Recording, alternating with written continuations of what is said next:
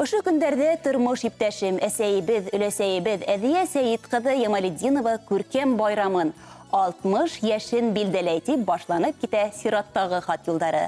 Әсәйебез 1958 елдың 3 декабрендә Ульяновск өлкәһе Абдеева авылында күркәм гаиләлә аваз ала. Атайыбыз Фәнис Рәис улын осратып тормыш корып ибәрәләр. Бер кыз, бер улга гомер бүләк итә улар. Кадерлебез хаклы ялга сыккансы кунакханала администратор вазифаһын башкара.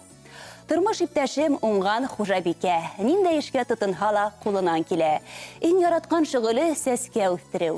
Атайыбыз менән әсәйебез үз тырышлыктары менән Мишкә авылында зур күркәм йортта алып сыктылар.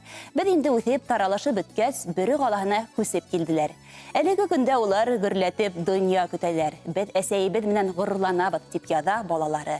Әсәйебезне туган көне менән котлап, иң изге теләктәребезне юллайбыз.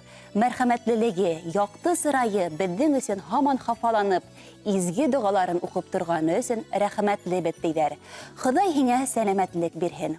Атайыбыз менән бергә бәхетле, тигез гомер итегез дип теләй юбилярның балалары.